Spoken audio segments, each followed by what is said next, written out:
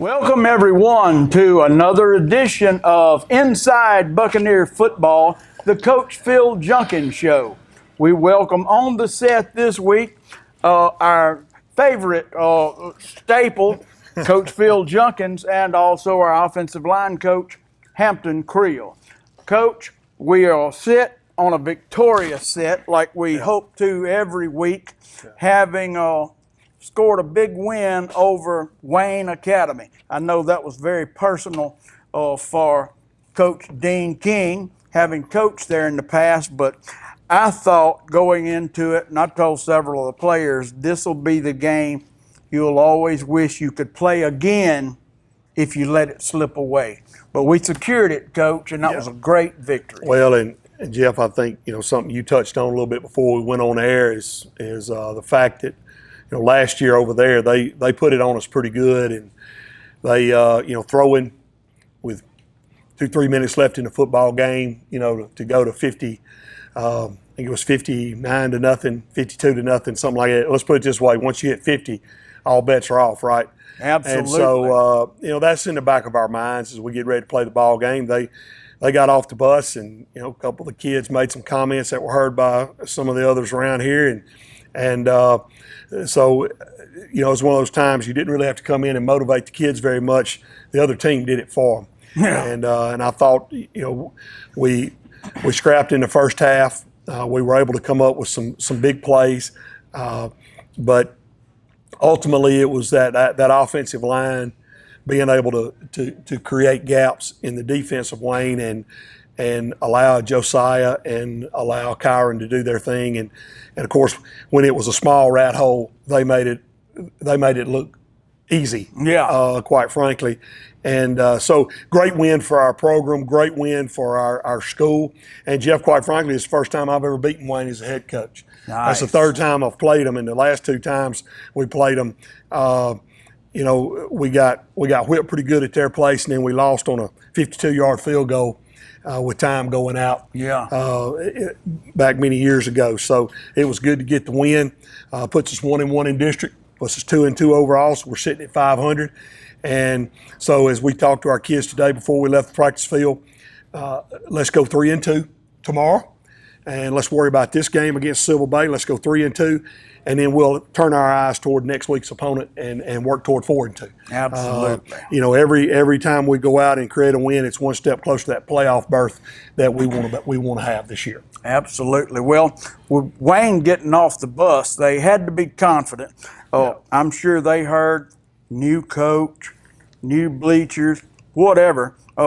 If I won 52-0 last year, I'm going to look to win again this year. It's just that simple. Correct. And the 36-21 final score shows a huge turnaround. And, Coach, you have to feel good.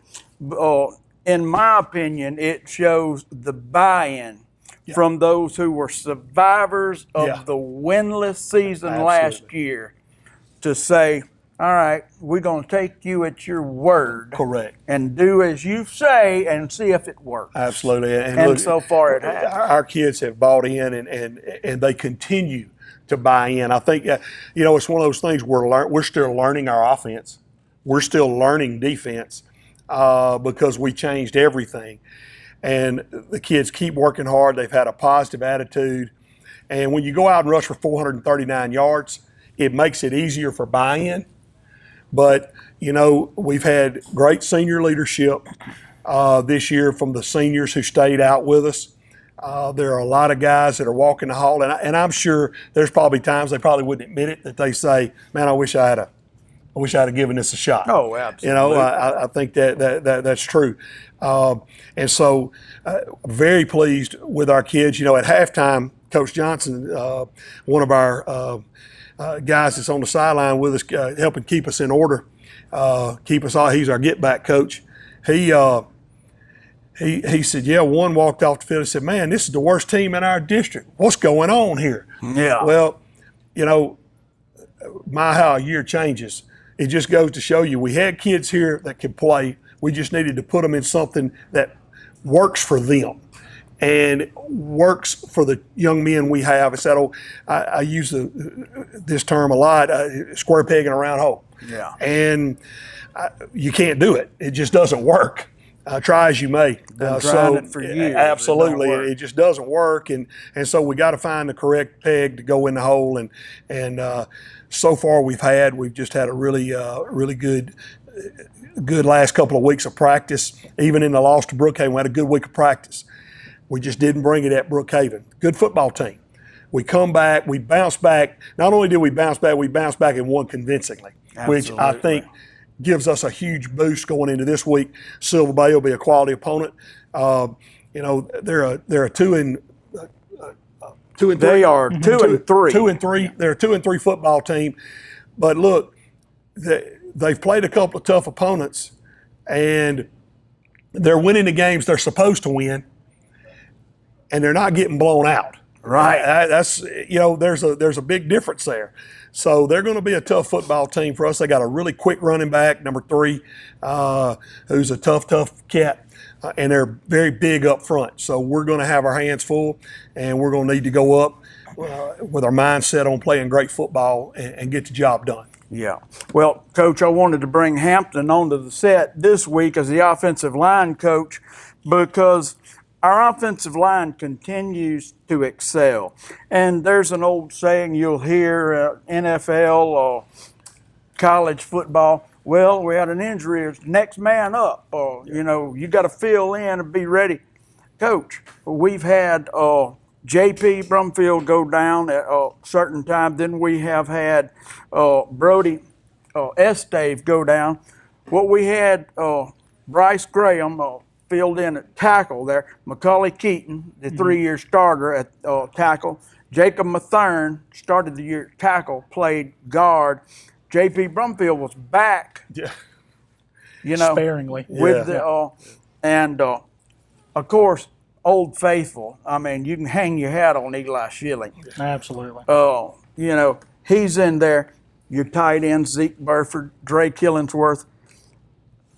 Josiah's on pace to rush for well over 1,000 yards. I think he's over 500 in the first 4 games. Yeah.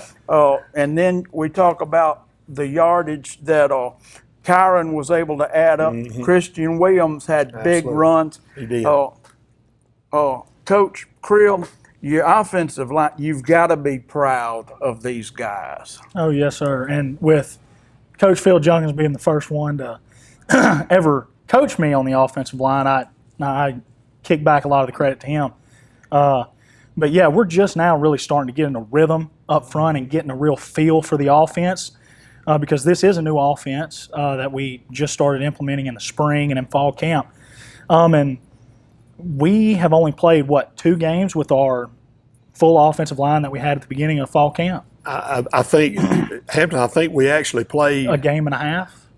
Well, if you include if you might call it 2 games, if you included the jamboree as a half. Well, yeah, half game. So, I mean, that you're right. Yeah. So we're still, moving guys around. Like you said, Bryce Graham is a guy who we would like to have just play defense and be fresh there, but he's had to step up, and we've had to have some 10th graders and younger guys who may not have played in the past. We've had to, like Chandler Butts. Exactly. Chandler Butts had to step in and fill in that guard position last week, and he did well. And, I mean, that's reflected in the stats of our ball carriers. Anytime you have 2 ball carriers rush for more than 150 yards, that really makes you feel good about the offensive line. And we'll continue to get in a rhythm and continue to play better as we get a feel for not just the offense, but playing with each other as a unit. Yeah. So I look forward to the rest of the season. I think we're going to continue to perform at a high level. Yeah. I didn't mean to leave out Chandler Butts when I read, because I've got him written down, but to the side, because I wanted to make a special comment about Chandler Butts.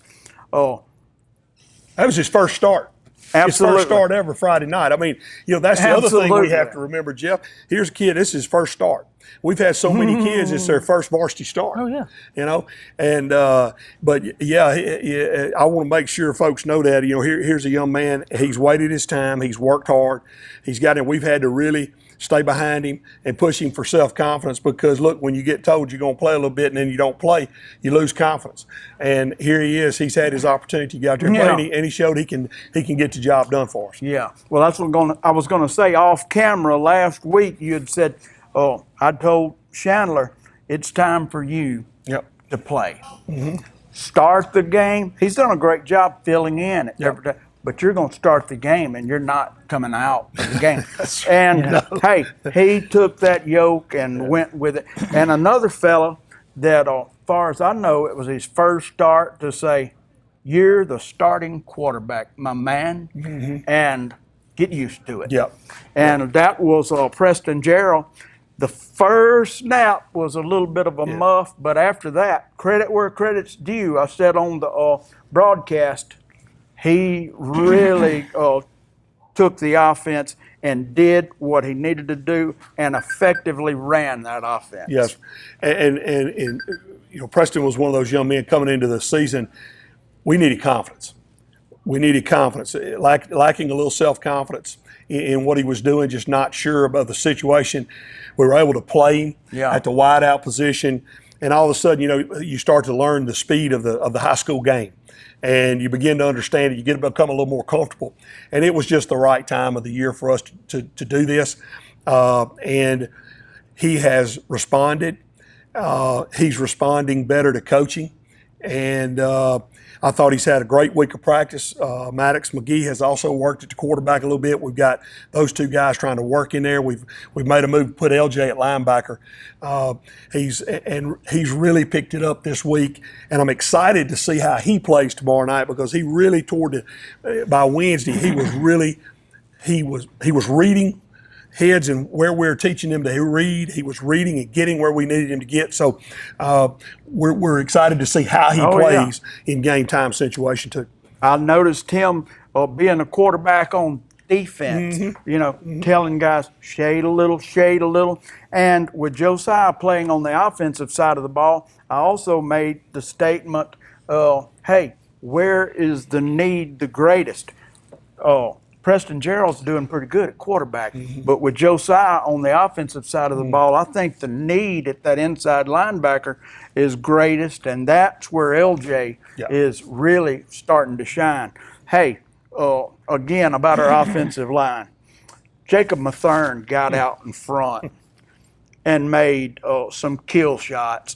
I mean, and then it seemed like everybody was playing off him, and I said, again on the broadcast, anytime that you can make it cool to be an offensive lineman, they were the star of the doggone show. Absolutely. I've never seen that before. Then Zeke Burford got out in front, made a great block. I said, it's becoming fashionable to be out front as an offensive lineman. Jacob brings a great attitude and a type of mentality and energy that you need on that offensive line. And with him being a senior, being a leader, everybody else just feeds off of that, and I think that really reflected Friday night when Jacob got out there leading a few times and popped a few runs and came to the sideline pumped up, and we just fed off of that, and we're very glad to have him. Oh, absolutely. Oh, it was so much fun. Macaulay Keaton, of course, I've got a soft spot for Macaulay. Come to the sideline waving that flag. And I told Chris Bird on the air, I said, hey, the offensive linemen are sprinting off the field for one reason, to stand up on the bench and wave that flag. And I said, you can say, they must not be very tired. I don't care what the game situation, an offensive lineman's working on every play. Yeah, big men don't get to do the touchdown dance. So we got to find some way to have fun. They're finding some way to have a good time and it show was, their character. It was motivating them to run to the sideline so they could do that. And I'm going to tell you, it did me a lot of good. And I really think the fans were as loud as I've seen the fans. Everybody was just hungry for a good season. It's come at a great time. On the defensive side of the ball, I think Coach Dean had the guys ready to play defense. We had some turnovers that went our way this time.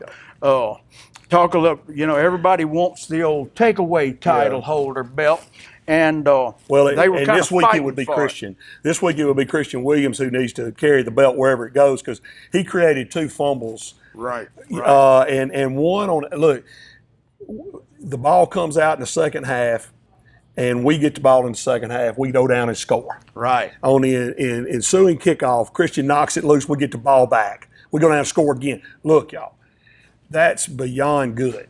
That's absolutely. Those are the times when and that's a special teams hustle play. So it's again one of those things where we're contributing from the lower grades to the upper grades to running backs to linebackers to offensive linemen, and the ability for these kids to come together as they have has been very special to watch. And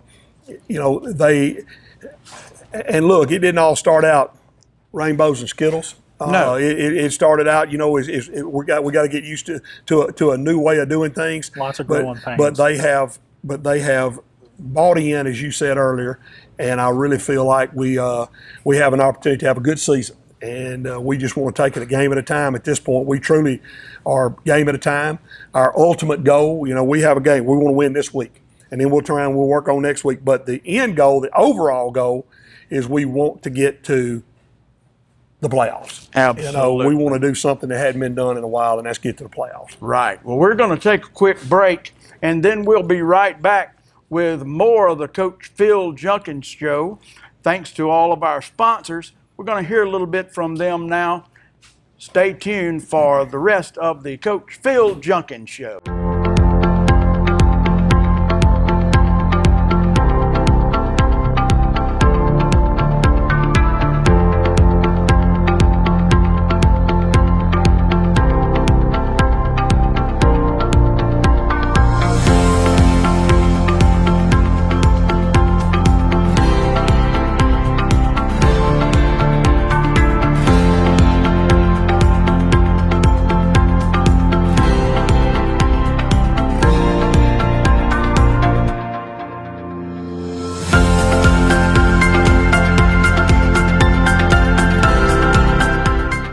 Back now with the Coach Phil Junkins Show inside Buccaneer football. Coach, we were talking a little bit off the air during the commercial break about Silver Bay, about some of the injuries that took a toll on us the other night. Talk a little bit about some of those things. Well, we came into this last week's game. We were without Brody S. Dave with a bad ankle that he had messed up at Brookhaven, so we were without him. We were concerned about JP. He was limited play with a knee. We have a freak play that happens to Maverick Friday night, and it's one of those that you dread as an offensive and defensive lineman. You're engaged, you're blocking, you're fighting your butt off, and then the next thing you know, you get rolled up on. And unfortunately for Maverick, of course, you're very close to this. He's your son. Right. But he's, we've lost him for the season. And, our kids mentioned this week, look, we want to make sure that we're going to put forth the type of effort that he would put forth on the field. And we want to bring that type of energy. And I challenged him. I said, well, now you've made the comments. You've talked the talk. Let's walk the walk, right? Right. But now, on a highlight of that, Brody S. Dave has been back the last 2 days. He's bullheaded. I love him, and he wants to play. Yeah. And he's moving pretty good. So he'll play a little bit tomorrow night. We'll see how he does. And but now, I guess on a bright spot, we picked up Jonathan Traylor. He came to our school. Jonathan's new to us, and he'll be out this Friday night at the linebacker position. He's a little banged up with the hip. Hopefully, he'll be able to go. But we also picked up a lineman this week. Cale McDaniel is joining us. We're excited to have Cale and his family join our Buccaneer family. And he would not be able to be on the field tonight, but right. He'll definitely be able to be on the field next Friday night, and he's going to be an exciting football player to watch. Now, Silver Bay's a 3A school. They don't have a ton of numbers, but the numbers they have are sizable. They got a lot of size. They've got one back that is extremely quick. and they like to get in multiple formations, multiple sets, try to overload you, and do things to you. And then they're going to get in a 4 or 5 man front. My guess is we're going to see a 10-man front. Yeah. 8, 9, 10 in the box, and may leave a safety back just in case we do throw the football. And they're going to see if they can stuff the run. But Wayne had 10 in the box and they couldn't stop us. Absolutely, that's right. Well, and that's a tribute to our offensive our offensive line. It's a tribute to our running backs. And I thought we called a very good game offensively, and so again we're excited about the challenge. We'll leave tomorrow shortly after school, and we'll drive to Bay Springs and see if we can get it done. Well, Silver Bay opened up with Canton Academy, who we played in the playoffs 2 years ago, and they are as salty a team as you want to play. I said then you couldn't beat them with the Oakland Raiders. No. They lost 30-14 to Canton Academy, and that's a pretty decent showing. Well, in Canton is everybody in 3A has already said if the road to that 3A title is going to go right through Canton, Mississippi. Yeah. And after watching them on film, I see no reason to disagree with that. And the fact that they went there and put up 14 points and held them to 30 was a good thing. So that's a real good thing. Yep. Going back to the sounding like an old timer. When I was in high school, we played a Coach Gary Hendry coached Amite High, and Coach Donald Career. If we beat them, I'll shave my head. Well, we went out, lost 38-16. So we were upset. After the game, Coach Career came in and he said, "Let me tell you something. That's the closest game they'll be in all year." Yeah. It was about game 3. Turns out they won state. If you look through the thing, 38-16. So sometimes 30-14 is a good showing. Yeah. Again, you don't ever know, but they're loaded. Yeah. Canton's loaded, so they got a lot of good football players, and I think they played Stringer attendance center, and they lost to Stringer, and then they've beaten Delta Streets, and who else have they beat? 34-0. They beat Benton Academy. They played Centerville. And then they played Centerville. They lost. Yeah, they lost to Centerville a couple weeks back. 36-8. There's a lot of people who are going to lose, and a lot of people going to lose to Centerville, and Centerville's getting better, and my good buddy Jason Brabham has taken the job at Centerville now. Oh my God! And they've already got him on the field coaching defense. So watch for them at come playoff time. That ought to be interesting because he'll have them playing that 4 and 5-3 ready to go. It just seems like Jason Brabham and Centerville are meant to be together somehow. Yeah, I mean, they're a powerhouse with a lot of tradition, and he's going to fit right in. Absolutely. Absolutely. There. Coward also had 2 sacks on the night, and I thought the first sack kind of sent a message to the quarterback on the opposite side that if a lot of the other ones got off the bus thinking it was going to be an easy game, I don't think he thought it was going to be. He figured it out pretty quick. Yeah. I think he was the one asking him on the side, coming off of halftime, "Hey, man, what's going on here? We got a mess." But we want to thank all of our sponsors of our program. We appreciate you guys so much. And all of our spirit groups, our cheerleaders, our Buccanettes, the little ones, our Buccaneer babes that came out and danced on Friday. That we thank you guys for your support so much. You mean so much to our team and so much to our school, and we're extremely grateful for all that you guys do. We appreciate it very much. Yeah, well, we always make the comment at the end of halftime, our Buccanettes and cheerleaders remain undefeated. Yeah, we win halftime. Yeah, for years on end. And then the Buccaneer babes, I told Chris Bird, I said, our crowd has been really into the game tonight. I said, but it could be 4th and 1 on the goal line, and they will not pay more attention than when the Buccaneer babes were out. Everyone was glued to the field, and most people videoing. It was Absolutely. Good stuff. Good stuff.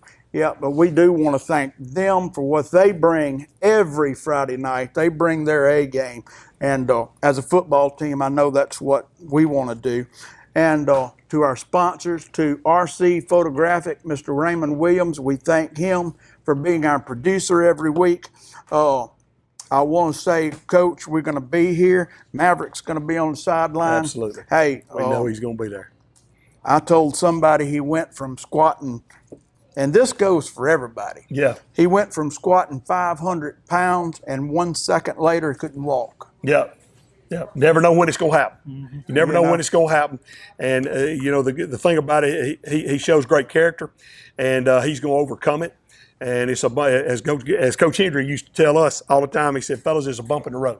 Yeah. And there's going to be a lot of bumps in the road down the way, and we just got to be able to handle the bumps in the road. And, that's what we're going to do. And we're going to get out here tomorrow night, and we're going to play hard, and we're going to punch somebody in the face. Simple as that. Silver Bay, ready or not, here we come. Absolutely. Hey, tell them, like Ogeron used to say, we coming. We coming. Thanks, everyone, for tuning in again this week to the Phil Junkin Show. Thanks for all the nice comments and feedback we get every week on the show. And again, our sponsors, Raymond Williams.